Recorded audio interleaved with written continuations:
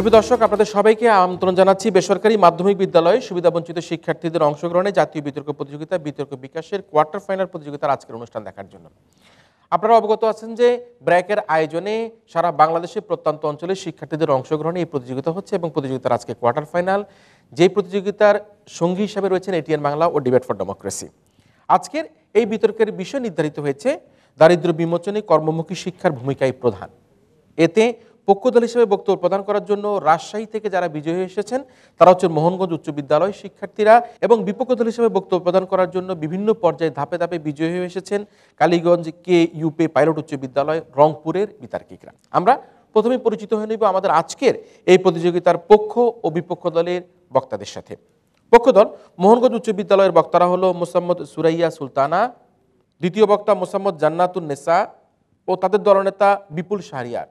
অন্যদিকে কালীগঞ্জ কে UP pilot উচ্চ বিদ্যালয়ের বক্তারা হলো প্রথম বক্তা আমির সোহেল রাব্বি, দ্বিতীয় বক্তা মোসাম্মদ রেহেনা আফরোজ রুমা ও তাদের দলনেতা জান্নাতুন নাইম সোমা।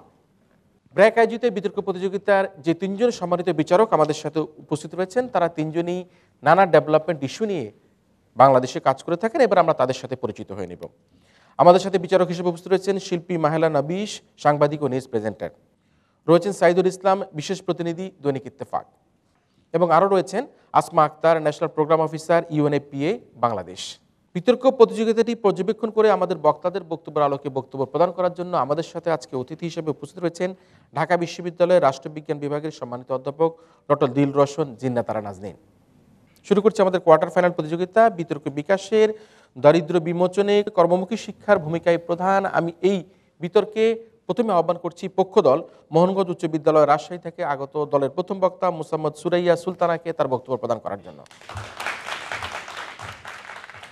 চাহিব না আর পশ্চাতে মোরা, মানিব না বন্ধন ক্রন্দন, হেরিব না দিক, গণিব না দিনক্ষণ, করিব না বিতর্ক বিচার উদ্যম পথিক। সমাজ প্রতিনিয়ত পরিবর্তনশীল, সারা পৃথিবী বদলে যাচ্ছে, আর আমরা যদি না বদলাই তাহলে জাতি হিসেবে আমরা পেছনে পড়ে থাকবো। চার্লস ডারউইনের ভাষায় প্রাণীকুলের সবচেয়ে শক্তিশালী কিংবা বুদ্ধিমানেরা টিকে থাকতে পারেনি, বরং তারাই টিকে থেকেছে যারা পরিবর্তনের সঙ্গে নিজেকে খাপ খাইয়ে নিতে পেরেছে।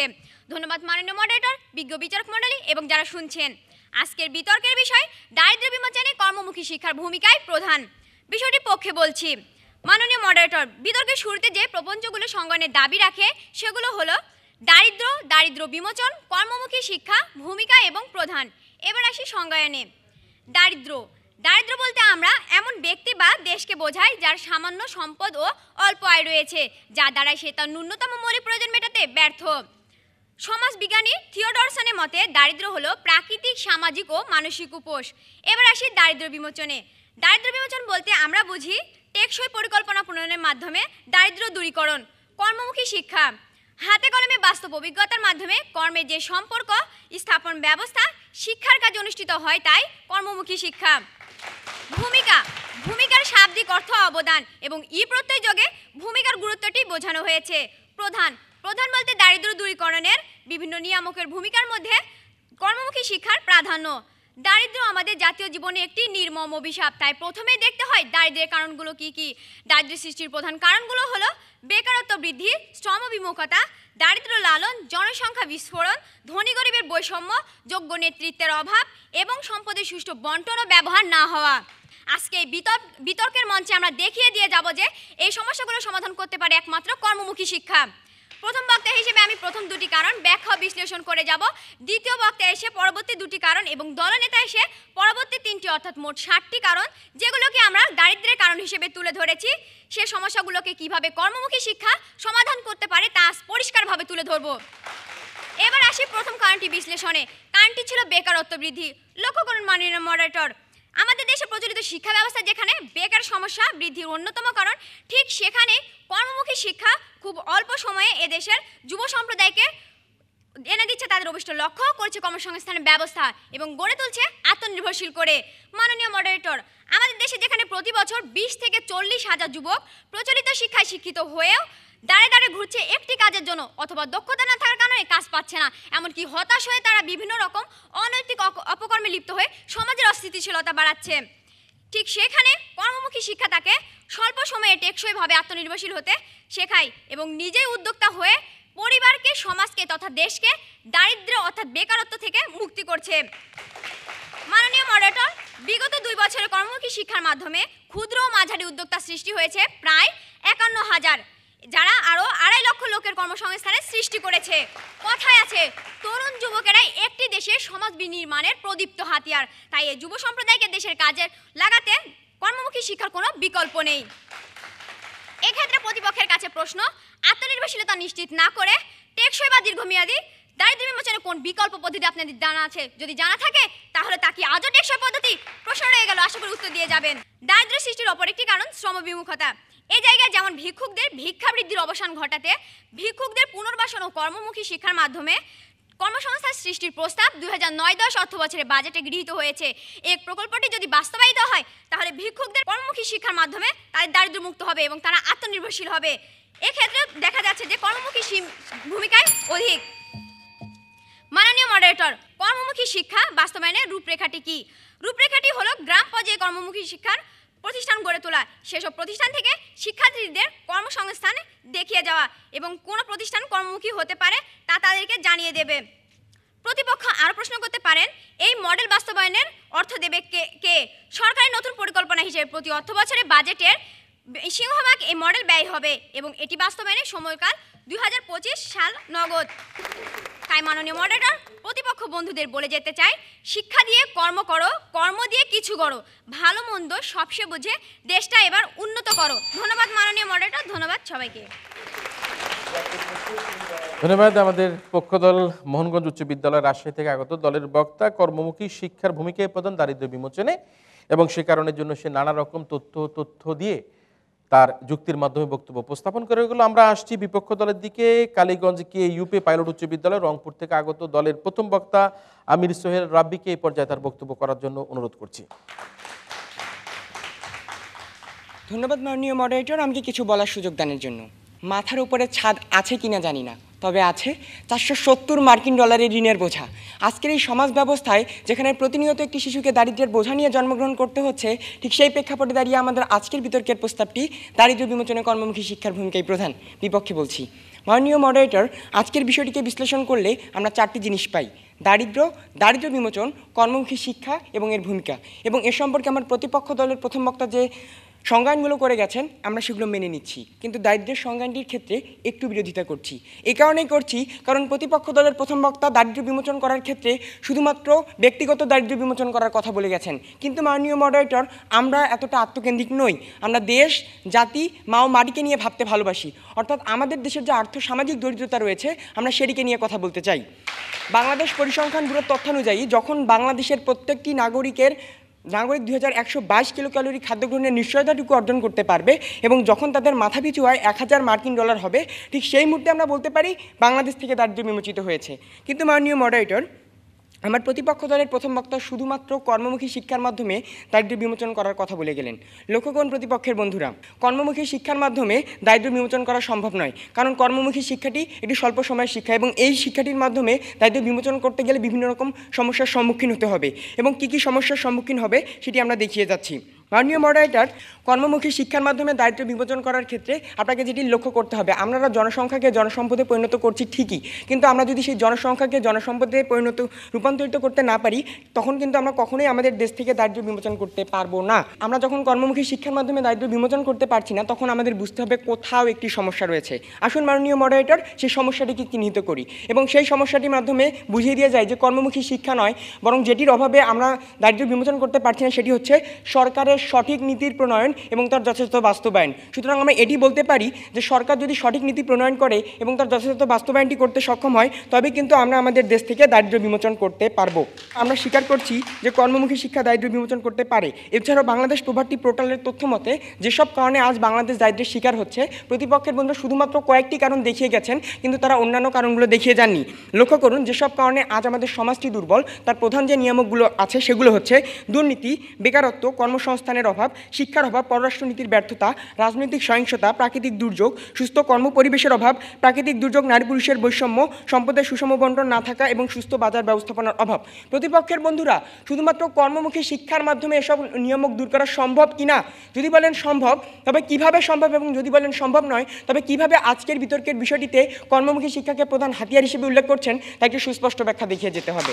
এছাড়াও মাননীয় মডারেটর আমার প্রতিপক্ষ দলের প্রথম বক্তা শুধুমাত্র কর্মমুখী শিক্ষার মাধ্যমে দারিদ্র্য বিমোচন করার কথা বলে গেছেন। ঠিক এই প্রেক্ষাপটে আমি তাদেরকে দুটি প্রশ্ন করতে চাই, যার মাধ্যমে আসলে প্রমাণিত হয়ে যাবে কর্মমুখী শিক্ষা দারিদ্র্য বিমোচন করার ক্ষেত্রে কতটুকু প্রভাব বিস্তার করে। প্রথম প্রশ্নটি, আপনারা এমন একটি দেশের দৃষ্টান্ত দেখিয়ে যাবেন যে দেশটিতে কর্মমুখী শিক্ষার ভূমিকা দারিদ্র্য বিমোচন করার ক্ষেত্রে প্রধান হিসেবে কাজ করেছে। এবং দ্বিতীয় প্রশ্নটি হচ্ছে, আপনারা যেহেতু বলছেন কর্মমুখী শিক্ষার মাধ্যমে দারিদ্র্য বিমোচন করা সম্ভব, সেহেতু আপনাদের দেখিয়ে যেতে হবে আমাদের দেশে কতদিন নাগাদ সেই কর্মমুখী শিক্ষার প্রচেষ্টাটি অব্যাহত থাকবে এবং তার মাধ্যমে আমরা আমাদের দেশে শতভাগ দারিদ্র্য বিমোচন করতে পারবো। মাননীয় মডারেটর, আমি সত্যি বিশ্বাস করি এই বাংলা মায়ের বুক থেকে একদিন দারিদ্র্য বিমোচন করতে পারবো, কিন্তু সেই দারিদ্র্য বিমোচন করার ক্ষেত্রে কখনোই কর্মমুখী শিক্ষা প্রধান ভূমিকা পালন করতে পারে না। তাই আমরা বলছি সরকারের সঠিক নীতির প্রণয়ন এবং তার যথাযথ বাস্তবায়নই পারে দেশ থেকে শতভাগ দারিদ্র্য বিমোচন করতে। মাননীয় মডারেটর, আমি আমার বক্তব্যে বিভিন্ন রকম নিয়ামকের কথা বলে গেছি, তার মধ্যে আমি শুধুমাত্র রাজনৈতিক অস্থিতিশীলতার বিষয়টি বিশ্লেষণ করে যাচ্ছি। আমার দলের দ্বিতীয় এবং তৃতীয় বক্তা এসে অন্যান্য নিয়ামকগুলো বিশ্লেষণ করে যাবেন। প্রতিপক্ষের বন্ধুরা লক্ষ্য করুন, সরকার যখন তার নীতি থেকে লাঞ্ছিত হয় কিংবা জনগণকে শাসনের নামে প্রতিনিয়ত শোষণ করতে থাকে কিংবা বিরোধী দলকে তার আস্থায় নিয়ে আসতে পারে না, তখনই শুরু হয় একটি দেশের রাজনৈতিক অস্থিতিশীলতা। এবং সিপিডির পর্যালোচনায় দেখা গেছে গত 6 মাসে রাজনৈতিক সহিংসতার কারণে ক্ষতি হয়েছে 49,000 কোটি টাকা। প্রতিপক্ষের বন্ধুরা লক্ষ্য করুন, এই 49,000 কোটি টাকা যদি আমি আমার সমাজের কিছু বেকার তরুণকে দিয়ে দিতে পারতাম, আমি কিন্তু তাদের কর্মসংস্থানের সুযোগটি করে দিতে পারতাম। সুতরাং এ থেকে যেটি সুস্পষ্ট এবং প্রতীয়মান, সরকারের সঠিক নীতির প্রণয়ন এবং তার যথাযথ বাস্তবায়ন পারে দেশ থেকে দারিদ্র্য বিমোচন করতে। এছাড়াও প্রতিপক্ষের বন্ধুরা লক্ষ্য করুন, গতকাল বাংলাদেশের একটি সুনামধন্য গণমাধ্যমে প্রকাশ করা হয়েছে 2008 সালে বাংলাদেশ থেকে সৌদি আরবে শ্রমিক প্রেরণ করা হয়েছে 1,32,136 জন, সেখানে 2013 সালে প্রেরণ করা হয়েছে মাত্র 12,000। তাই মাননীয় মডারেটর, পরিশেষে বলতে চাই, জোকের মুখে নুন আর জাতির মুখে চুন দিলেই যেমন একজন নেতার সার্থকতা ফুটে ওঠে না, ঠিক তেমনি একটি বিষয়কে কাকতালীয় করার মাধ্যমে কখনো বিষয়টি সত্যতা প্রমাণিত হয় না প্রতিপক্ষের বন্ধুরা। তাই এর সময় এসেছে বদলে যাওয়ার, বদলে দেওয়ার। আমাদের সঙ্গে এক বাক্যে স্বীকার করে নিন, সরকারের সঠিক নীতির প্রণয়ন এবং তার যথাযথ বাস্তবায়নই পারে দেশ থেকে দারিদ্র্য বিমোচন করতে। ধন্যবাদ মাননীয় মডারেটর, ধন্যবাদ সকলকে। জাতির মুখে চুন দেওয়া যাবে না, কারণ নিজেই বলেছেন সময় এসেছে বদলে দেওয়ার এবং বদলে দিতে হবে আমাদেরকে। আমরা স্ট্যান্ড পয়েন্টটা পেয়ে গিয়েছি। আমরা দেখেছি যে পক্ষদল তারা বলছে যে কর্মমুখী শিক্ষা জরুরি, আর এরা বলছে, বিপক্ষ দল এসে বলছে না, সরকারের সঠিক নীতিমালাটা হচ্ছে গুরুত্বপূর্ণ। জানি না, 3জন বিচারক আছেন, ডেভেলপমেন্ট ইস্যু নিয়ে কাজ করেন আমাদের সাথে, শিল্পী মহল্লা নবীশ, সাইদুল ইসলাম এবং আসমা আক্তার। তারা 3জনই শুনছেন এবং তারা বিচার কার্যের ফলাফল আমাদেরকে কিছুক্ষণ পরেই দিবেন। আমরা ফিরে আসছি আবারও আমাদের পক্ষ দলের দিকে। আহ্বান করছি ব্র্যাক আয়োজিত বিতর্ক বিকাশ বিতর্ক প্রতিযোগিতার এবারে পক্ষ দল মোহনগঞ্জ উচ্চ বিদ্যালয়ের দ্বিতীয় বক্তা মোসাম্মদ জান্নাতুন নেসাকে এই পর্যায়ে তার বক্তব্য প্রদান করার জন্য। রংপুরের বাসিন্দা 28 বছর বয়সী তরুণ তোতা মিয়া বিএ পাশের পরেও যে কিনা দারিদ্রভাবে এবং জীবনযাপন করছিল, যার দুবেলা ঠিকমতো আহার জুটছিল না। অন্যদিকে ক্যান্সারে আক্রান্ত মা বিনা চিকিৎসায় মৃত্যুর দিকে এগিয়ে যাচ্ছিল, কিন্তু তোতা মিয়ার কিছুই করার ছিল না।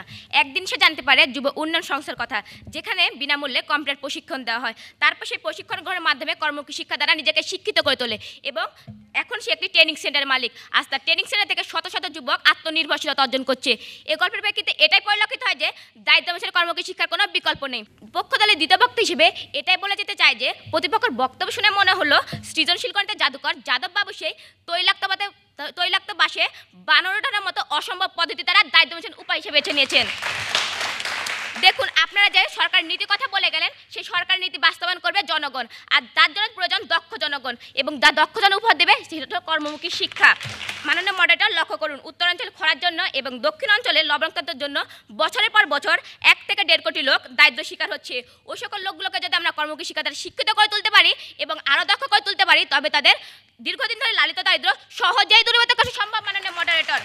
মাননীয় মডারেটর, আরও লক্ষ্য করুন, দক্ষিণ অঞ্চলে 18% জমি অনুর্বর থেকে যায়, যার জন্য শত শত কৃষক আজ মুখ থুবড়ে পড়ে যায়। ওই সকল কৃষকদের যদি আমরা দারিদ্র্য বিমোচনের ক্ষেত্রে এগিয়ে এনে কর্মমুখী শিক্ষা দ্বারা বাস্তবায়ন করতে পারি এবং আরও দক্ষ করে তুলতে পারি, তবে ওই সকল কৃষকরা সহজেই দারিদ্র্য বিমোচনের পথে এগিয়ে আসতে পারবে।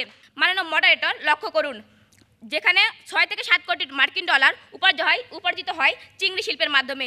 যদি আর্থবিত মানুষগুলোকে যদি আমরা আরও দক্ষ করে তুলতে পারতাম এবং কর্মমুখী শিক্ষা দ্বারা আরও সৃজনশীল করে তুলতে পারতাম, তবে উৎপাদন আরও বেশি বৃদ্ধি পেত।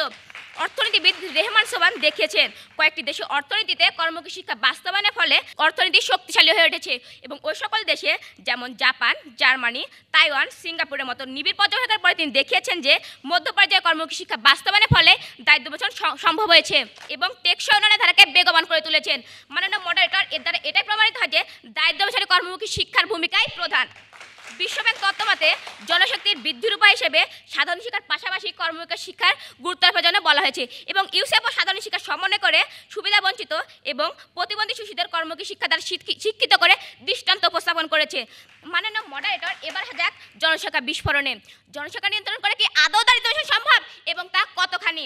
যেখানে মোট জনসংখ্যার 31.5% লোক দারিদ্র্য সীমার নিচে বাস করে, যার সংখ্যা দাঁড়ায় 4,31,00,000। এই বিশাল জনসংখ্যাতে যদি আমরা মানব বোঝা হিসেবে না দেখে দক্ষ জনশক্তিতে রূপান্তর করতে পারে, যা শুধুমাত্র কর্মমুখী শিক্ষার দ্বারা সম্ভব।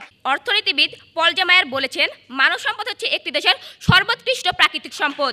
প্রতিপক্ষ বন্ধু এর উদাহরণ শুনতে হলে বেশি দূরে নয়, চলে যান সেই সুদূর চীনে। চীন তার বিশাল জনগোষ্ঠীকে কর্মমুখী শিক্ষা দ্বারা শিক্ষিত করে এখন বিভিন্ন সেক্টরে সফলতা অর্জন করেছেন, আর বাংলাদেশ সরকার তাতে পিছিয়ে আছে কখন? তাই বলা যায়, যদি মঙ্গল গ্রহে মার্কেটে যান তবে চীনের কোনো না কোনো পণ্য ঠিক খুঁজে পাবেন। আজকের প্রতিপক্ষের কাছে আমি 2টি প্রশ্ন রেখে দিতে চাই। 1, জাহাজ নির্মাণ শিল্প, প্রযুক্তি শিল্প এবং নতুন উদ্ভাবনী শিল্পগুলো প্রসারে কর্মমুখী শিক্ষার বিকল্প কোনো শিক্ষা আছে কিনা, এবং যদি তা থাকে তবে সেটা কি, এবং সেটা আদৌ সেই শিল্পগুলো প্রসার ঘটাবে? এবং দ্বিতীয় প্রশ্ন, বাংলাদেশের মোট জনসংখ্যার 40% লোক দারিদ্র্য সীমার নিচে বাস করে। ওই সকল লোককে দারিদ্র্য সীমা থেকে বেরিয়ে আনতে হলে আমাদের চাই কর্মমুখী শিক্ষা, আর যদি তা না হয় তবে এমন কোন শিক্ষা আছে যা তাদের ওই দারিদ্র্য মোচন থেকে সম্ভব হবে? আশা করি প্রশ্নগুলোর উত্তর উপেক্ষা করবেন না। মাননীয় মডারেটর, সত্যি হাস্যকর। মাথা ধরা ওষুধ যেমন পায়ে লাগালে মাথা ধরা রোগ সারে না, ঠিক তেমনিভাবেই আসুন কর্মমুখী শিক্ষা ব্যতীত যদি দারিদ্র্য কল্পনা করে শুধু তা কল্পনার মধ্যে থেকে যায়, কোনোদিন বাস্তবায়নে সম্ভব হয় না। তাই আসুন আমরা আজ লক্ষ্য স্থির করি এবং কর্মমুখী শিক্ষার প্রচলন ঘটাই, যা কিনা দারিদ্র্য মোচনে আমাদের সাহায্য করবে। তাই আজ সবশেষে আমি জোরালো কণ্ঠে বলে যেতে চাই, যদি লক্ষ্য থাকে অটুট, বিশ্বাস থাকে হৃদয়ে, হবে দেখা হবে বিজয়ের। ধন্যবাদ মাননীয় মডারেটর, বিজ্ঞ বিচারক মণ্ডলী যারা শুনছেন। ডেফিনেটলি আমাদের লক্ষ্য অটুট এবং বিজয় আমাদের দেখা হবে, সেই প্রত্যাশা এবার আহ্বান করছি ব্র্যাক আয়োজিত বিতর্ক বিকাশের কোয়ার্টার ফাইনালের কালীগঞ্জ KUP পাইলট উচ্চ বিদ্যালয় এবারের বিপক্ষ দলের দ্বিতীয় বক্তা মোসাম্মত রেহানা আফরোজা রুমাকে এ পর্যায়ে তার বক্তব্য প্রদান করার জন্য। 30 লক্ষ শহীদের রক্তের বিনিময়ে কেনা আমার এই বাংলাদেশ। মুক্তিযুদ্ধের চেতনা ছিল, শহীদের রক্তের বিনিময়ের উদ্দেশ্য ছিল ক্ষুধামুক্ত, দারিদ্র্যমুক্ত, প্রগতিশীল একটি সোনার বাংলাদেশ গড়ে তোলা। স্বাধীনতার 43টি বছর পেরিয়ে গেছে, ক্ষুধামুক্ত, দারিদ্র্যমুক্ত বাংলাদেশ আমরা আজও গড়তে পারিনি। এমন একটি প্রেক্ষাপটে দাঁড়িয়ে আমাদের আজকের বিতর্কের প্রস্তাব দারিদ্র্য বিমোচনে কর্মমুখী শিক্ষার ভূমিকায় প্রধান। বিপক্ষে বলছি, লক্ষ্য করুন প্রতিপক্ষের বন্ধুরা, বহুমুখী শিক্ষার একটি অংশ হচ্ছে প্রকৌশলী শিক্ষা, প্রকৌশলী শিক্ষার একটি অংশ হচ্ছে কারিগরি শিক্ষা, কারিগরি শিক্ষার একটি অংশ হচ্ছে কর্মমুখী শিক্ষা। অর্থাৎ আপনারা যে কর্মমুখী শিক্ষার গুণকীর্তনটি নিয়ে ব্যস্ত, সেটি একটি তৃতীয় শ্রেণীর শিক্ষা ব্যবস্থা। অথচ ক্ষুদ্র পরিসরে সেই শিক্ষা ব্যবস্থাকে আমার প্রতিপক্ষের বন্ধুরা দারিদ্র্য বিমোচনের প্রধান হাতিয়ার বলে মনে করছেন, যেটি কিনা ঘোড়া ডিঙিয়ে ঘাস খাওয়া ছাড়া আর কিছুই নয়। মাননীয় মডারেটর, আমার প্রতিপক্ষ দলের প্রথম বক্তা বলে গেলেন যে সমাজ পাল্টে যাচ্ছে, দেশ উন্নয়নের দিকে এগিয়ে যাচ্ছে শুধুমাত্র কর্মমুখী শিক্ষার মাধ্যমে। প্রতিপক্ষ, আপনার দৃষ্টি আকর্ষণ করে বলছি, লক্ষ্য করুন, বাংলাদেশের মতো একটি উন্নয়নশীল দেশকে যদি উন্নত করতে চান, তাহলে যেহেতু বাংলাদেশ একটি কৃষি প্রধান দেশ এবং অধিক জনসংখ্যার কারণে আজকে যখন আমাদের আবাদি জমির পরিমাণ প্রতি বছর 1.2 হেক্টর করে কমে যাচ্ছে, ঠিক সেই মুহূর্তে আমাদের ভেবে দেখার সময় এসেছে যে বাংলাদেশে একটি কৃষিভিত্তিক শিল্পায়ন ঘটাতে হবে। আর একটি দেশের শিল্পায়ন ঘটাতে হলে দেশি এবং বিদেশি উদ্যোক্তাদের বিনিয়োগের জন্য যে পরিবেশটির প্রয়োজন, সেই পরিবেশটি কিন্তু আপনাকে তৈরি করে দেবে একটি দেশের সরকার। অর্থাৎ প্রতিপক্ষের বন্ধুরা, এটি দিবালোকের মতোই সত্য যে আপনার কর্মমুখী শিক্ষার বাস্তবায়নটি যদি এই বাংলাদেশে ঘটাতে চান, তবে সর্বপ্রথম আপনাকে সরকারের সঠিক নীতির প্রণয়ন এবং বাস্তবায়নটি নিশ্চিত করতে হবে। মাননীয় মডারেটর, আমার প্রতিপক্ষ দলের দ্বিতীয় বক্তা আরও বলে গেলেন যে তিনি কর্মমুখী শিক্ষায় শিক্ষিত হয়ে নিজেই আত্মকর্মসংস্থান সৃষ্টির মাধ্যমে দারিদ্র্য বিমোচন করবেন। প্রতিপক্ষ, লক্ষ্য করুন, আজকে আপনি কর্মমুখী শিক্ষায় শিক্ষিত হওয়ার পর যে কর্মসংস্থানটিতে নিজেকে আত্মনিয়োগ করবেন, সেই কর্মসংস্থানটি যে রানা প্লাজা কিংবা তাজরিন ফ্যাশনের মতো ধসে পড়বে না, সেই নিশ্চয়তাটুকু আপনি আমাকে দিতে পারবেন না। অর্থাৎ মাননীয় মডারেটর, এরকম একটি আশঙ্কাযুক্ত পরিবেশে, এরকম একটি শঙ্কিত অবস্থায় থেকে আমার প্রতিপক্ষের বন্ধুরা কর্মমুখী শিক্ষার মাধ্যমে দারিদ্র্য বিমোচন করতে চাচ্ছেন, যা সত্যি রূপকথার গল্পের মতো। মাননীয় মডারেটর তিনি আরও বলে গেলেন যে তিনি জনশক্তি রপ্তানি করার কথা বলে গেলেন এবং বলে গেলেন যে জনসংখ্যাকে জনসম্পদে পরিণত করার মাধ্যমে দারিদ্র্য বিমোচন করবেন। লক্ষ্য করুন প্রতিপক্ষ, আজকে আপনি যে জনশক্তি তৈরি করছেন কর্মমুখী শিক্ষার মাধ্যমে, সেই জনশক্তিকে কিন্তু আপনাকে কোথাও না কোথাও রপ্তানি করতে হবে। আর এই জনশক্তিকে রপ্তানি করার জন্য যে আমাদের যে সকল বন্ধু দেশ রয়েছে তাদের সাথে পররাষ্ট্রনীতি কিংবা কূটনৈতিক সুসম্পর্কটি ঠিক রাখতে হবে। আজকে লক্ষ্য করুন 2013 সালে যখন 7 দিনের মাথায় 53,000 শ্রমিককে বাংলাদেশে ফেরত আসতে হয়, যখন বাংলা মায়ের বুকে আবারও সেই বেকারত্ব চেপে বসে, তখন বুঝতে হবে যে সরকারের সঠিক নীতির প্রণয়ন এবং বাস্তবায়নের ভুলের কারণেই এমনটি হচ্ছে। লক্ষ্য করুন প্রতিপক্ষের বন্ধুরা, জিএসপি সুবিধা বাতিল হওয়ার কারণে বাংলাদেশ যে অর্থনৈতিকভাবে ক্ষতিগ্রস্ত হয়েছিল, আপনারা এটি স্বীকার করেন কি না? যদি স্বীকার করেন তাহলে আপনাদের বলে যেতে হবে এই জিএসপি সুবিধা বন্ধ হওয়ার পেছনে কোন কর্মমুখী শিক্ষা ভূমিকা পালন করেছিল। এছাড়া মাননীয় মডারেটর, আমার প্রতিপক্ষ দলের দ্বিতীয় বক্তা জাপান, তাইওয়ানের মতো অনেক উন্নত রাষ্ট্রের কথা বলে গেলেন। প্রতিপক্ষ লক্ষ্য করুন, বাংলাদেশ একটি প্রাকৃতিক দুর্যোগ প্রবণ এলাকা, আর এই জলবায়ুর পরিবর্তনের কারণে নিকট ভবিষ্যতে হয়তো আমাদের যে অবস্থানটিতে যেতে হবে, তার জন্য আমরা না যতটা দায়ী, তার থেকে বেশি দায়ী আপনাদের সেই উন্নত রাষ্ট্রগুলো প্রতিপক্ষের বন্ধুরা। কিন্তু তারপরেও আজ যখন আমরা রাষ্ট্রযন্ত্রের ব্যর্থতার কারণে কিয়োটো প্রোটোকল চুক্তিতে স্বাক্ষর করতে ব্যর্থ হই, কিংবা টিপাইমুখ বাঁধ নির্মাণের মতো একটি ভুল সিদ্ধান্ত থেকে সরে আসতে ব্যর্থ হই, তখন জলবায়ুর পরিবর্তনের কারণে আমাদের অর্থনৈতিক ক্ষতির যে সম্ভাবনাটি, সেটি আরও উজ্জ্বল হয়ে যায়। মাননীয় মডারেটর, আমরা বলেছি শিল্পায়নের কথা। লক্ষ্য করুন প্রতিপক্ষের বন্ধু, আজকে শুধুমাত্র সরকারের অদূরদর্শিতা এবং সঠিক নীতির বাস্তবায়নের ভুলের কারণে সুন্দরবনে রামপাল বিদ্যুৎ কেন্দ্র স্থাপনের মতো একটি ভুল সিদ্ধান্ত আজকে সরকার নিতে যাচ্ছে, কিংবা আজকে আমাদের সুদীর্ঘ সমুদ্র সৈকত কক্সবাজারের সৌন্দর্য আজকে হারিয়ে যাচ্ছে। প্রতিপক্ষ, আজকে যদি সরকার সেটিকে বাদ না দিয়ে, কিন্তু আজকে যদি সরকার সেটিকে একটি শিল্প হিসেবে বিবেচনা করে যদি সঠিক পৃষ্ঠপোষকতা করতো, তাহলে সেই পর্যটন শিল্প থেকে আমরা প্রতি বছর 10,000 কোটি টাকা অর্জন করতে পারতাম। মাননীয় মডারেটর, এখন প্রতিপক্ষ দলনেতার কাছে আমার প্রশ্নটি হচ্ছে, আপনি প্রতি বছর 10,000 কোটি টাকা কতজন বেকার যুবককে কর্মমুখী শিক্ষা দেওয়ার মাধ্যমে অর্জন করতে পারবেন? দয়া করে তার একটি যথার্থ উত্তর দিয়ে দেবেন। মাননীয় মডারেটর, আমার প্রতিপক্ষ দলের দ্বিতীয় বক্তা বলে গেলেন যে তোতা মিয়া নামক এক টেলিভিশন কর্মীর কথা। প্রতিপক্ষ বন্ধু, আপনি দৃষ্টি আকর্ষণ করে বলছি, শুনুন। তোতা মিয়া আজকে যে কর্মমুখী শিক্ষার মাধ্যমে আজকে টেলিভিশনের একজন কর্মী হিসেবে আজকে নিজেকে আত্মনিয়োগ করেছেন, তিনি কিন্তু সেটি হয়তোবা সেটি তার জীবনে সাময়িকভাবে কিছু প্রভাব ফেলতে পারে, কিন্তু আজ থেকে 5 বছর পর তিনি সেই টেলিভিশনের কর্মী হতে পারবেন কিনা বা কীভাবে দারিদ্র্য বিমোচন করবেন, তা সত্যিই হাস্যকর। তাই প্রতিপক্ষের বন্ধুরা, আসুন এক বাক্যে স্বীকার করে নেই যে সরকারের সঠিক নীতির প্রণয়ন এবং বাস্তবায়নের পরে আমাদের সমাজ থেকে দারিদ্র্য নামক বিষ বৃক্ষটিকে উপড়ে ফেলতে। ধন্যবাদ মাননীয় মডারেটর, ধন্যবাদ সবাইকে। আমাদের যুক্তির তর্ক বেশ জমে উঠেছে, একটা স্নায়ুচাপ চলছে পক্ষ বিপক্ষের মধ্যে, ভাগে ভাগে লড়াই হচ্ছে মনে হচ্ছে, এবং এই লড়াইয়ে জিতবে কারা সেটা রায় দেবে বিচারকরা। আমরা দেখব কিছুক্ষণ পরে। আমাদের সাথে উপস্থিত আছেন আমাদের ব্র্যাকের দুজন কর্মকর্তা, ডক্টর জয়া সেনগুপ্তা এবং কামরুন্নেসা হাসান, এবং একই সাথে আমাদের প্রধান অতিথি ডক্টর রওশন জিন্নাতারা নাজনীন, তিনিও আছেন। আমরা শুনবো তার বক্তব্য শেষে। আহ্বান করছি এই পর্যায়ে আমাদের আজকের এই প্রতিযোগিতার পক্ষ দল মোহনগঞ্জ উচ্চ বিদ্যালয়ের রাজশাহী থেকে আগত দলের দলনেতা বিপুল শাহরিয়ারকে তার বক্তব্য প্রদান করার জন্য। প্রতিপক্ষ বন্ধুরা, আপনারা বলে গেলেন খাদ্য নিরাপত্তা নিশ্চিত করার কথা। আপনারা বলে গেছেন খাদ্য নিরাপত্তা নিশ্চিত করার মাধ্যমে নাকি দেশ থেকে দারিদ্র্য বিমোচন সম্ভব, কিন্তু আপনাদের দেখতে হবে এই খাদ্য নিরাপত্তা নিশ্চিত করবে কে, আপনারা নাকি বাংলাদেশের কৃষকরা? আর এই খাদ্য নিরাপত্তা নিশ্চিত করতে কৃষকদের যা প্রয়োজন তা হলো কর্মমুখী শিক্ষার প্রসার। আমাদের দেশের কৃষকদের যখন কর্মমুখী শিক্ষার প্রসারের মাধ্যমে দক্ষ করে তোলা হবে, তখনই আমাদের দেশের খাদ্য নিরাপত্তা নিশ্চিত হবে। লক্ষ্য করুন মাননীয় মডারেটর, আমাদের দেশের দারিদ্র্যের একটি অন্যতম প্রধান কারণ হলো সমাজে ধনী গরিবের বৈষম্য, কিন্তু আমরা এই ধনী গরিবের বৈষম্যটি সমাজ থেকে বিমোচন করতে পারি একমাত্র কর্মমুখী শিক্ষার মাধ্যমে, যেটি আমরা দেখে যাচ্ছি। উদাহরণস্বরূপ, প্রত্যন্ত এক গ্রাম্য মহিলা জরিনা বেগম দারিদ্রতায় জর্জরিত ছিল তার প্রাত্যহিক জীবন, কিন্তু যখন গ্রামে তার মহিলা প্রশিক্ষণ কেন্দ্র থেকে সেলাই মেশিনের কাজের ওপর তিনি প্রশিক্ষণ নিয়ে বাসায় একটি মাত্র সেলাই মেশিন থেকে তার কাজ শুরু করেন, তখন ধীরে ধীরে তিনি তার দারিদ্র্যটিকে বিমোচন করতে সক্ষম হয়েছেন। প্রথমে তার সেলাই মেশিনের সংখ্যা ছিল 1টি, পরবর্তীতে 5টি এবং 5টি থেকে বর্তমানে তার সেলাই মেশিনের সংখ্যা 50টি, যার মাধ্যমে তার গ্রামের দরিদ্র মহিলারা আত্মকর্মসংস্থানের মাধ্যমে দারিদ্র্যটিকে বিমোচন করছেন। বর্তমান সরকার দারিদ্র্য বিমোচনের জন্য বেশ কয়েকটি প্রকল্প হাতে নিয়েছেন, যার মধ্যে SME project, millennium development goal 2015, রূপকল্প 2021 এবং সরকারের একটি বাড়ি একটি খামার প্রকল্প উল্লেখযোগ্য। এক্ষেত্রে কয়েকটি বিষয় লক্ষণীয়। 1, বাংলাদেশ সরকারের এই সকল আধুনিকায়ন যখন সারা বিশ্বব্যাপী সমাদৃত হয় তখন আপনাদের মানতেই হবে বাংলাদেশের যোগ্য নেতৃত্বের কোনো অভাব নেই। 2, সুদূর প্রসারী এই পরিকল্পনাগুলোর মাধ্যমে এটাও প্রমাণিত হয় যে বাংলাদেশে সুষ্ঠু পরিকল্পনারও কোনো অভাব নেই। এবং 3, সরকারের একটি বাড়ি একটি খামারের মতো প্রকল্পগুলো বাস্তবায়ন করতে কর্মমুখী শিক্ষার ভূমিকাই প্রধান। কিন্তু তারপরেও কেন যে আপনারা বলছেন যে সরকারের নীতি নির্ধারণের উপরই নাকি দারিদ্র্য বিমোচন সম্ভব, এটি আমাদের কাছে সত্যি আজ হাস্যকর বিষয়। মাননীয় মডারেটর, আমরা যদি কর্মমুখী শিক্ষায় শিক্ষিত না হই তাহলে কানাডিয়ান কোম্পানি নাইকোর মতো গ্যাস ক্ষেত্র সহ বিভিন্ন প্রাকৃতিক সম্পদের সুষ্ঠু ব্যবহার আমরা নিশ্চিত করতে পারবো না। কিন্তু যখন আমরা কর্মমুখী শিক্ষায় শিক্ষিত হব তখন আমাদের দেশে যে বিপুল পরিমাণ প্রাকৃতিক সম্পদ রয়েছে সেটা আমরা নিশ্চিত করার মাধ্যমে আমাদের দারিদ্র্য বিমোচন করতে যথাযথভাবে সক্ষম হব। এবার আসি সম্পদের সুষ্ঠু ব্যবহার ও বন্টনে। একথা সত্য যে যদি সম্পদের সুষ্ঠু ব্যবহার ও বন্টন নিশ্চিত করি তাহলে আমাদের দেশ থেকে দারিদ্র্য বিমোচন সম্ভব, কিন্তু কথার পেছনে কথায় থেকেই যায়। সেই সম্পদের সুষ্ঠু ব্যবহার নিশ্চিত করার জন্য যা সর্বাগ্রে প্রয়োজন সেটি অবশ্যই কর্মমুখী শিক্ষা।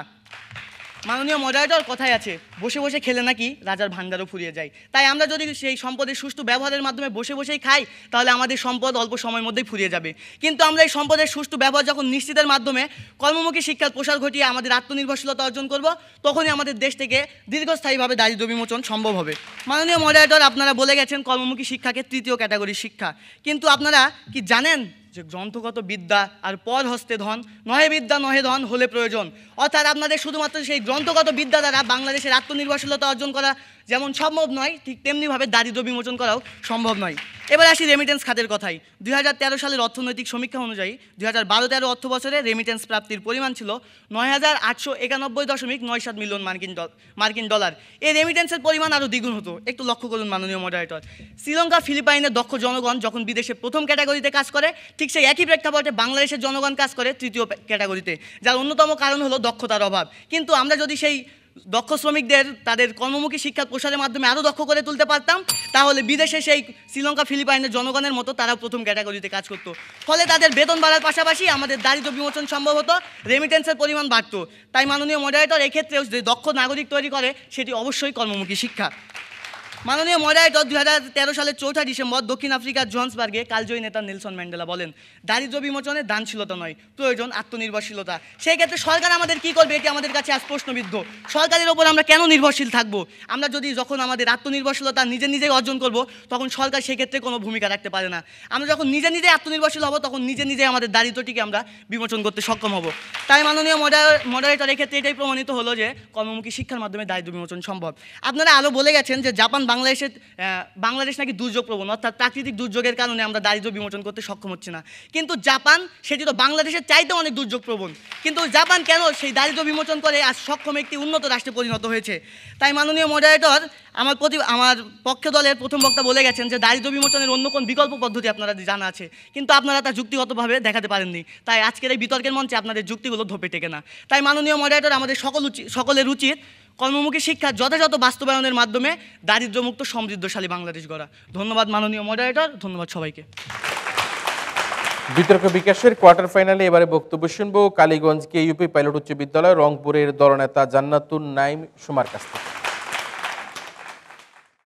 মাননীয় মডারেটর, আমার প্রতিপক্ষ দলের প্রত্যেক বক্তাই বলে গেলেন যে তারা কর্মমুখী শিক্ষার মাধ্যমে দারিদ্র্য দূর করবেন, কিন্তু প্রতিপক্ষ বন্ধু লক্ষ্য করুন, যেহেতু আমরা সকলেই জানি যে কর্মমুখী শিক্ষাটি হচ্ছে একটি স্বল্প সময়ব্যাপী শিক্ষা, সেহেতু আগামী 6 মাসের মধ্যে যদি আমি বাংলাদেশের সকল বেকার যুবককে এই শিক্ষার আওতায় নিয়ে আসতে পারি তাহলে আজ থেকে 6 মাস পর কি আমি নিঃসংকোচে বলতে পারবো বাংলাদেশ থেকে দারিদ্র্য দূর হয়েছে? উত্তরটি দিয়ে যাবেন। আমার দলের প্রথম এবং দ্বিতীয় বক্তা ইতিপূর্বে আমাদের বিরোধিতার জায়গাটি সুস্পষ্ট করে গেছেন এবং সেটি হচ্ছে দারিদ্র্য বিমোচনে কর্মমুখী শিক্ষা হয়তোবা কিছুটা ভূমিকা পালন করতে পারে, কিন্তু প্রধান যে নিয়ামকটি সেটি হচ্ছে সরকারের সঠিক নীতির প্রণয়ন এবং তার বাস্তবায়ন। মাননীয় মডারেটর লক্ষ্য করুন, তারা বলে গেলেন যে কর্মমুখী শিক্ষায় শিক্ষিত হতে পারলে বেকারত্ব দূর হবে। কিন্তু মাননীয় মডারেটর, আমার প্রশ্নটি হচ্ছে এখানেই যে বেকার সমস্যা দূর হলেই দেশ দারিদ্র্যমুক্ত হবে কি না। একজন শিক্ষককে কিন্তু আমরা আর যাই হোক কখনো বেকার বলতে পারি না, কিন্তু তিনি দরিদ্র হতে পারেন কিভাবে? লক্ষ্য করুন, একজন শিক্ষকের মাসিক বেতন যদি হয় ৮,০০০ টাকা, কিন্তু তার পরিবারের সদস্য সংখ্যা যদি ৮ জন হয়, তাহলে মাসে জনপ্রতি অর্থ বরাদ্দ থাকছে মাত্র ১,০০০ টাকা। কিন্তু বর্তমানে আমাদের দেশের প্রেক্ষাপটে এই স্বল্প পরিমাণ অর্থ দিয়ে কি সম্ভব একটি পরিবারের সকল চাহিদা পূরণ করা? উত্তরটি দিয়ে যাবেন। প্রতিপক্ষ বন্ধু, আজকে আপনাদের ভাষ্যমতে আমরা ধরেই নিলাম বাংলাদেশে যে সমস্ত বেকার যুবক রয়েছে তাদেরকে আপনারা কর্মমুখী শিক্ষার মাধ্যমে শিক্ষিত করে বেকারত্ব দূর করলেন, কিন্তু আজকে আমাদের সমাজে যারা কর্মমুখী হয়েও দরিদ্র, তাদের দরিদ্রতা আপনি কিভাবে দূর করবেন? প্রতিপক্ষ উত্তরটি দিয়ে যাবেন। মাননীয় মডারেটর, তারা বলে গেলেন 2 লক্ষ বেকার শ্রমিকের কথা, যারা কর্মসংস্থানের সুযোগটি নিশ্চিত করতে পারছে না, এবং তাদেরকে আমরা কর্মমুখী শিক্ষার আওতায় নিয়ে আসতে পারলে তাদের বেকারত্ব দূর হবে। প্রতিপক্ষ লক্ষ্য করুন, সকল মুকুল যেমন আম পর্যন্ত পৌঁছায় না, ঠিক তেমনি সকল কর্মমুখী শিক্ষার অস্তিত্বই কিন্তু আজীবন টিকে থাকে না। আজকে আপনার বক্তব্যে অনুপ্রাণিত হয়ে আমি কর্মমুখী শিক্ষায় শিক্ষিত হলাম, কিন্তু আজ থেকে 5 বছর পর সেই কর্মমুখী শিক্ষাটি আমার জীবনে কতটুকু কার্যকরী হবে সেই নিশ্চয়তাটুকু কি আপনি আমাকে দিতে পারবেন? লক্ষ্য করুন, রাষ্ট্রযন্ত্রের ব্যর্থতার কারণে যখন আমাদের দেশের পাট শিল্প ধ্বংস হয়ে যাওয়ার পথে, আমাদের দেশের তাঁত শিল্প কিংবা মসলিন শিল্প যখন ধ্বংস হয়ে যায় তখন, এবং এই শিল্পের সাথে সংশ্লিষ্ট দক্ষ শ্রমিকরা যখন পুনরায় বেকারে পরিণত হয়, তখন সেই ভারটি কিন্তু আপনাদের কর্মমুখী শিক্ষা নেয়নি এবং ভবিষ্যতেও নেবে না। লক্ষ্য করুন, আজকে আপনারা কর্মমুখী শিক্ষার মাধ্যমে যে দারিদ্র্য বিমোচনের কথা বলছেন, এটি এর মাধ্যমেই প্রতীয়মান হয়ে যায়, সেটি কোনো স্থায়ী সমাধান নয়। আপনি বেকার এবং আপনি আপনার পরিবারের ওপর বোঝা হয়ে আছেন, তখন হয়তো কর্মমুখী শিক্ষাটি আপনার জন্য আশীর্বাদ শুরু হবে, কিন্তু আজ থেকে 5 বছর পর যখন আপনি জীবনের প্রয়োজনে বিবাহ বন্ধনে আবদ্ধ হবেন এবং তারপর যখন আপনার উপর আরেকটি পরিবার বোঝা স্বরূপ হয়ে দাঁড়াবে, তখন যে আপনি পুনরায় দরিদ্র ব্যক্তিতে পরিণত হবেন না, সেই নিশ্চয়তাটা আসলে কতটুকু? প্রতিপক্ষের বন্ধুরা লক্ষ্য করুন, মাননীয় মডারেটর, তাদের দলে দ্বিতীয় বক্তা বলে গেলেন জাপানের কথা, যে জাপান আজকে কর্মমুখী শিক্ষার মাধ্যমে উন্নত রাষ্ট্রে পরিণত হয়েছে। না প্রতিপক্ষ বন্ধুরা, লক্ষ্য করুন, আজকে জাপানের যেখানে বাজেটের মোট 40% তাদের শিক্ষাক্ষেত্রে বরাদ্দ থাকে, সেখানে আমাদের দেশের বরাদ্দ থাকে মাত্র 4%। অর্থাৎ এই ক্ষেত্রে আমাদের সরকারের দুর্বলতা রয়েছে বলেই কিন্তু আজকে আমরা জাপান থেকে পিছিয়ে রয়েছি। এছাড়াও মাননীয় মডারেটর, তাদের দলনেতা বলে গেলেন যে আজকে যদি আমরা খাদ্য নিরাপত্তা নিশ্চিত করতে চাই, তাহলে আমাদের কৃষক সমাজের দিকে তাকাতে হবে। প্রতিপক্ষ, আজকে যখন রাজনৈতিক অস্থিতিশীলতার কারণে কৃষকের মাথার ঘাম পায়ে ফেলে তারা যখন সেই কৃষিজ পণ্যগুলো উৎপন্ন করে, তখন রাজনৈতিক অস্থিরতার কারণে যখন সেগুলো রাস্তায় ফেলে দেওয়া হয়, কিংবা 85 পয়সায়, মাননীয় মডারেটর, শুধুমাত্র 85 পয়সায় যখন তাদেরকে আলু বিক্রির জন্য বলা হয়, তখন সেই কৃষক সমাজ কোন পর্যায়ে কিংবা কোন কর্মমুখী শিক্ষার মাধ্যমে পুনরায় তাদের বেকারত্বকে ঘোচাতে পারবেন, দয়া করে তার একটা সুস্পষ্ট ব্যাখ্যা দিয়ে যাবেন। তারা বলে গেলেন জরিনা বেগমের কথা, কিন্তু প্রতিপক্ষ বন্ধু লক্ষ্য করুন, আজকে আমি কর্মমুখী শিক্ষার মাধ্যমে যে কর্মসংস্থানটিতে নিজেকে আত্মনিয়োগ করলাম, সেটির বেতন সর্বোচ্চ 5,000 টাকা, কিন্তু দ্রব্যমূল্যের ঊর্ধ্বগতির যে লাগামটি, সেটিকে যদি সরকার টেনে ধরতে ব্যর্থ হয়, তাহলে কিন্তু মাননীয় মডারেটর, সেই কর্মমুখী শিক্ষার মাধ্যমে আমি আর যাই হোক আমার জীবনের মানটিকে কখনো উন্নত করতে পারবো না। বক্তব্যের এই পর্যায়ে আমি প্রতিপক্ষ দলের দলনেতা দৃষ্টি আকর্ষণ করছি, একটু লক্ষ্য করুন, 2006 সাল নাগাদ বাংলাদেশে মোট কর্মমুখী শিক্ষার প্রতিষ্ঠান ছিল 600টি, এবং 2014 সালে এই সকল শিক্ষা প্রতিষ্ঠান থেকে বের হয়েছে 5 লক্ষ ট্রেনিংপ্রাপ্ত লোক। এখন আপনার কাছে আমার প্রশ্নটি হচ্ছে, এদের সকলেই কি কর্মসংস্থান নিশ্চিত করতে পেরেছে, কিংবা তাদের অর্জিত আয় আমাদের জিডিপিতে কতটুকু ভূমিকা পালন করেছে? দয়া করে তার একটা সুস্পষ্ট ব্যাখ্যা দিয়ে যাবেন। মাননীয় মডারেটর, তারা বলে গেলেন যুবক সমাজের কথা, কিন্তু লক্ষ্য করুন, আজকে মায়ের হাতের স্বর্ণ কিংবা বাবার শেষ ভিটেটুকু বিক্রির টাকা দিয়ে তারা যখন শেয়ার বাজারে লগ্নি করে, এবং সরকারের কিছু ফটকাবাজ লোক যখন সার্কিট ব্রেকারের শর্ট সার্কিটের মাধ্যমে এরকম 33 লক্ষ বিনিয়োগকারীর 86,000 কোটি টাকা নিয়ে পালিয়ে যায়, আজকে রাজনৈতিক প্রতিহিংসার কারণে বাংলাদেশের মতো একটি দরিদ্র দেশের একটি বিমানবন্দরের নাম পরিবর্তন করতে যেখানে 1400 কোটি টাকা খরচ হয়, সেখানে বলতেই হয় প্রধান নিয়ামকটি হচ্ছে সরকারের সঠিক নীতির প্রণয়ন এবং তার বাস্তবায়নের অভাব। ধন্যবাদ মাননীয় মডারেটর, ধন্যবাদ সবাইকে। শেয়ার বাজারে ফটকাবাজদের কথা বলেছে, রাজনৈতিক প্রতিহিংসা, বিমানবন্দরের নাম পরিবর্তন করে হাজার হাজার কোটি টাকা যখন আমরা ক্ষতিগ্রস্ত হচ্ছি এবং দ্রব্যমূল্যের যে লাগাম সেটা যদি ধরে রাখতে না পারি, তাহলে কর্মমুখী শিক্ষা কিছুই করতে পারবে না। আমরা শুনছিলাম দুদলের জোরালো বক্তব্য, দুই দলনেতা এসে একেবারেই তাদের আই কন্ট্যাক্ট, বডি ল্যাঙ্গুয়েজ সব কিছু দিয়েই উপস্থাপন করেছেন যে আজকের এই বিতর্কে তারাই জয়ী বলে প্রমাণ করার চেষ্টা করছেন। প্রমাণের আর কিছুটা সময় বাকি আছে এবং সেই বাকি সময়ের মধ্যে আমরা আবারও একটু যুক্তি খণ্ডনে কথা শুনে নেই। প্রথমে আহ্বান করব যুক্তি খণ্ডন পর্বে বক্তব্য রাখার জন্য পক্ষ দলের দলনেতা বিপুল শাহরিয়ারকে 2 মিনিট পুনরায় তার বক্তব্য প্রদান করার জন্য। ধন্যবাদ মাননীয় মডারেটর, আমাকে যুক্তি খণ্ডনে আবারও সুযোগ দেওয়ার জন্য। আমরা সবাই স্বর্গ চাই, কিন্তু কেউই মরিতে চায় না। অর্থাৎ আমাদের সকলেরই লক্ষ্য দারিদ্র্য বিমোচন, কিন্তু আপনারা কর্ম কেউই করবেন না। তাহলে কিভাবে দারিদ্র্য বিমোচন সম্ভব? দলনেতা বলে গেলেন যে যারা কর্মমুখী শিক্ষায় শিক্ষিত হওয়ার পরেও কর্ম করতে পারে না, তারা কিভাবে দারিদ্র্য বিমোচন করতে পারে। তাহলে এখানে আপনারা একটু বিষয় লক্ষ্য করুন। আপনারা যে বারবার সরকারের নীতি নির্ধারণ প্রণয়নের কথা বলছেন, তাহলে এক্ষেত্রে কি সরকারের নীতি নির্ধারণের মাধ্যমে সেই বেকার অর্থাৎ কর্মবিমুখতাহীন অর্থাৎ কর্মবিমুখ সেই শ্রমিকদের কি সরকারের সেই নীতি নির্ধারণের মাধ্যমে দারিদ্র্য বিমোচন করতে পারে? এবং তা কতখানি মাননীয় মডারেটর, তা আমাদের কাছে আজ যুক্তিসঙ্গত নয়। মাননীয় মডারেটর, পাট শিল্পের সেই যন্ত্রগুলো যখন দক্ষ শ্রমিকেরা চালাতে পারে না, সেক্ষেত্রে তারা নাকি সরকারের নীতি নির্ধারণকে প্রাধান্য দিচ্ছেন। কিন্তু সেই পাট শিল্প চালানোর জন্য যে দক্ষ শ্রমিকের দরকার, সেই দক্ষ শ্রমিকটা কে দেবে? সরকারের নীতি নির্ধারণ নাকি কর্মমুখী শিক্ষা? মাননীয় মডারেটর, তারা যে প্রথাগত শিক্ষার কথা বলছেন, যে প্রথাগত শিক্ষার মাধ্যমে নাকি দারিদ্র্য বিমোচন সম্ভব, সেই প্রথাগত শিক্ষার মেয়াদ হতে পারে, প্রকৌশল যদি বিশ্ববিদ্যালয়ের দিকে তাকাই তাহলে সেই প্রকৌশল বিশ্ববিদ্যালয়গুলোতে মেয়াদ 4 বছর, কিন্তু কর্মমুখী শিক্ষার সর্বোচ্চ পর্যায় পর্যন্ত সেই সময়টি হতে পারে 6 বছর পর্যন্ত। তারা আরও বলে গেছেন রানা প্লাজার কথা, কিন্তু রানা প্লাজায় ধসে গেছে সেই কর্মমুখী শিক্ষার দক্ষ শ্রমিকদের কারণে, নাকি সেই প্রথাগত শিক্ষার মাধ্যমে শিক্ষিত সেই প্রকৌশলীদের অদক্ষতার কারণেই সেই রানা প্লাজা ধ্বংস হয়েছে এবং বাংলাদেশের শত শত দক্ষ শ্রমিক সেখানে মারা গেছে। আর এর মাধ্যমে দারিদ্র্য বিমোচন আমাদের দেশে সম্ভব হচ্ছে না।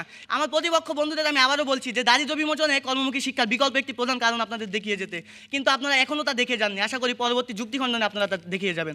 ধন্যবাদ মাননীয় মডারেটর, ধন্যবাদ সবাইকে।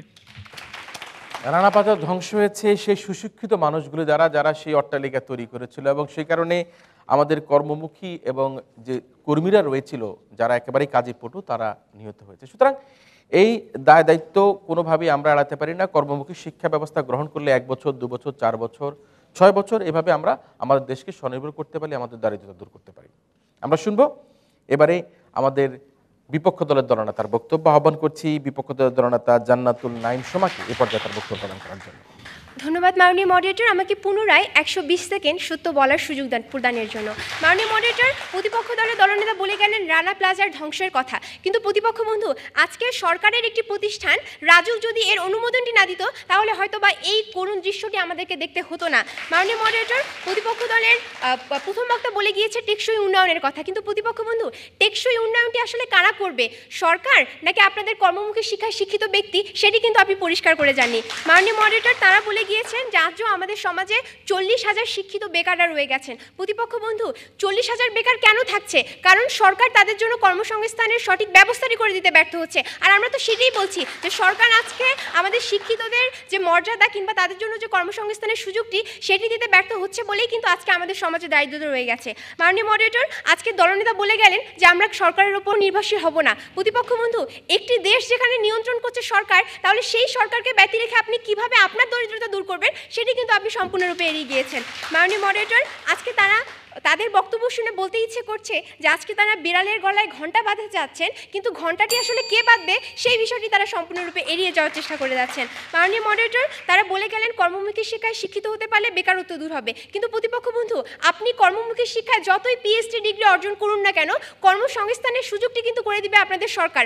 অর্থাৎ আজকে কর্মসংস্থানের সুযোগটির যে বাস্তবায়ন, সেটিও কিন্তু পুরোপুরি নির্ভর করছে একটি দেশের সরকারের উপর। আজকে মাননীয় মডারেটর, আমরা তাদেরকে কিছু প্রশ্ন করে গিয়েছিলাম যে এমন একটি দেশের উদাহরণ দেখিয়ে যান যে দেশে দারিদ্র্য বিমোচনের ক্ষেত্রে কর্মমুখী শিক্ষায় প্রধান হাতিয়ার রূপে কাজ করেছে, এবং সেই সাথে আমরা তাদেরকে বলে গিয়েছিলাম কবে নাগাদ কর্মমুখী শিক্ষার মাধ্যমে বাংলাদেশ থেকে দারিদ্র্য দূর করা সম্ভব। কিন্তু তারা যেহেতু প্রশ্নের উত্তরটি দিতে ব্যর্থ হয়েছেন, সেহেতু আমরা ধরেই নিতে পারি আজকে তারা তাদের অবস্থান থেকে তাদের যৌক্তিকতাটি প্রমাণ করতে সম্পূর্ণরূপে ব্যর্থ হয়েছেন। ধন্যবাদ মাননীয় মডারেটর, ধন্যবাদ সবাইকে। ধন্যবাদ। ব্রেকের আয়োজনে সারা বাংলাদেশের প্রত্যন্ত অঞ্চলের শিক্ষার্থীদের নিয়ে বিতর্ক বিকাশ বিতর্ক প্রতিযোগিতার কোয়ার্টার ফাইনাল পর্ব আমরা শুনছিলাম। দুটি পক্ষই অত্যন্ত প্রস্তুতি নিয়ে এসেছিল। আমরা দেখেছি যে আজকের এই প্রতিযোগিতায় যেটি ছিল দারিদ্র্য বিমোচনে কর্মমুখী শিক্ষার ভূমিকাই প্রধান, এই যে শীর্ষক আজকের বিতর্ক প্রতিযোগিতায়, সেখানে পক্ষ দলের বক্তারা বক্তব্য দিতে এসে তারা বলেছে ধনী গরিবের বৈষম্য, বেকারত্ব, আত্মনির্ভরশীলতা, শ্রমবিমুখতা, কর্মসংস্থানের অভাব, এই সকল নানা কিছুর কথা তারা বলেছে শিক্ষা দিয়ে কর্ম করার কথা। তারা এই কথা বলতে গিয়ে বলেছে খরা ও লবণাক্ত যে এলাকা রয়েছে সেই এলাকার লোকদেরকে যদি আমরা 1 কোটি বা 1.5 কোটি লোক রয়েছে লোকদেরকে যদি আমরা কর্মমুখী শিক্ষা গ্রহণ করাতে পারি তাহলে কিন্তু সেখান থেকে আমরা আমাদের যে দারিদ্রতা আমাদের যে অভাব সেটা আমরা চিরতরে দূর করতে পারি। তারা বলেছে মানব সম্পদই হচ্ছে পৃথিবীতে সবচেয়ে বড় একটা প্রকৃত সম্পদ। যেখানে চীন এই প্রকৃত সম্পদকে ব্যবহার করে সারা পৃথিবীতে আজকে এমন কোথাও পাওয়া যাবে না যেখানে চীনের পণ্য পাওয়া যায় না, চীনের মানুষগুলো কাজ করছে না, কর্মমুখী জনগোষ্ঠী তাদের নেই। সেখানে আমরা আজকে এই এত মানুষ থাকা সত্ত্বেও কেন পারছি না? কারণ আমাদের কর্মমুখী শিক্ষা ব্যবস্থাকে আমরা ততটা এখনো ফলপ্রসূভাবে বাস্তবায়ন করতে পারিনি। এক বক্তা এসে বলছে আপনার মাথায় যদি ব্যথা হয়, আপনি পায়ে যদি ওষুধ দেন তাহলে তো কোনো কাজ হবে না। আপনারা সঠিকভাবে সেটাকে আপনাদের চিন্তা বিবেচনা সবকিছুর মধ্যে রাখতে হবে। কারণ বর্তমান সরকার তারা রূপকল্প 2021 ঘোষণা করেছে, তারা একটি বাড়ি একটি খামারের কথা বলছে। এগুলি সব কিছুই কিন্তু আমাদের দেশকে এগিয়ে নিয়ে যাওয়ার জন্য এখন দরকার হচ্ছে গিয়ে কর্মমুখী শিক্ষা ব্যবস্থা, যেটা দিয়ে আমরা আমাদের দারিদ্রতা দূর করতে পারবো। তাদের বক্তব্য শুনছিলাম। বিপক্ষ দল কালীগঞ্জ KUP উচ্চ বিদ্যালয়ের বক্তারা তারা এসে বলল, প্রথমে এসে প্রথম শব্দ জুড়ে দিয়ে বললো আমরা $70 মার্কিন মাথাপিছু ঋণের নিচে বোঝা নিয়ে আজকে এই ছাদের তলে আমরা দাঁড়িয়ে আছি। আমাদের এই ঋণের বোঝা লাঘব করার জন্য এবং আমরা দেশ মাটি ও মানুষকে ভালোবাসি বলে আজকে আমরা দুর্নীতির কথা বলছি, আমরা পররাষ্ট্র নীতির কথা বলছি, আমরা রাষ্ট্র সরকারের নানা রকম ব্যর্থতার কথা বলছি, রাজনৈতিক অস্থিতিশীলতার কথা বলছি। এবং সে কারণে কর্মমুখী শিক্ষা নয়, এখানে দরকার সরকারের যে নীতি প্রণয়ন এবং তার বাস্তবায়নটা হচ্ছে জরুরি। এবং এই জরুরি হওয়ার কারণের জন্যই আমরা আজকে পিছিয়ে পড়ছি। এগিয়ে যেতে হলে সরকারকে দায়িত্বপূর্ণ ভূমিকা পালন করতে হবে, তাদের সঠিক নীতি পালন করতে হবে, সঠিক নীতি বাস্তবায়ন করতে হবে। তারা প্রশ্ন করেছেন আজকে যে GSP সুবিধা আমাদের বন্ধ হয়ে যাচ্ছে, আজকে যে বিদেশে জনশক্তি কম রপ্তানি হয়েছে, সেটার জন্য দায়ী কে? সেটার জন্য কি আমাদের কর্মমুখী শিক্ষা দায়ী, নাকি না রাষ্ট্র বা পররাষ্ট্র মন্ত্রণালয় তার নীতিমালা তার নীতি দিয়ে সমৃদ্ধ করে আমাদের দেশকে এগিয়ে নিতে পারেনি? তারা আরও জানার চেষ্টা করেছে যে আজকে যে কৃষকরা যে আলু উৎপাদন করছে, আমরা অতি সম্প্রতি বিভিন্ন গণমাধ্যমে দেখতে পেয়েছি 85 পয়সা সে আলু কিনে আলু বিক্রি করার জন্য তাদের করতে হচ্ছে, যেখানে প্রোডাকশন খরচ প্রতি কেজিতে 60 টাকা। তাহলে এর দায় কার? কোথায় যাবে সেই কৃষকেরা? কোথায় যাবে সেই সাধারণ মানুষেরা? আপনি শুধু আপনার চাকরি বাকরির ব্যবস্থাই করলেন, কিন্তু যে দ্রব্যমূল্যে যে লাগাম সেটা যদি ধরে রাখতে না পারেন, সেই বেতন দিয়ে সে ভাতা দিয়ে আপনি যদি সংসার চালাতে না পারেন, তাহলে আপনি তো দরিদ্রই থেকে যাবেন। আপনার দরিদ্র থেকে উত্তীর্ণ হওয়ার সম্ভাবনা খুবই কম।